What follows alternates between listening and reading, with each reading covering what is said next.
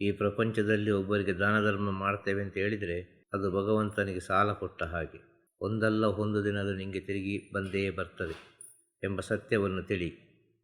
ಈ ಸತ್ಯವನ್ನು ನೀನು ಯಾವಾಗ ಅರ್ಥ ಮಾಡಿಕೊಳ್ತೀಯೋ ಆವಾಗ ತನ್ನಿಂದ ತಾನಾಗಿಯೇ ಸದ್ಗುಣಗಳು ತನ್ನ ಒಳಗೆ ಉತ್ಪತ್ತಿಯಾಗ್ತದೆ. ತನ್ನಿಂದ ತಾನಾಗಿ ಉತ್ಪತ್ತಿಯಾಗುವುದು ಅದು ಹೊರಗಿನಿಂದ ಉತ್ಪತ್ತಿಯಾಗುವ ವಿಚಾರ ಅಲ್ಲ. ಅದು ಎಲ್ಲ ವಿಚಾರಗಳು ನಿಮ್ಮ ಒಳಗೆ ಉತ್ಪತ್ತಿಯಾಗುವ ವಿಚಾರಗಳು. ಇದನ್ನು ನೀವು ಅರ್ಥ ಮಾಡಿಕೊಳ್ಳಿ.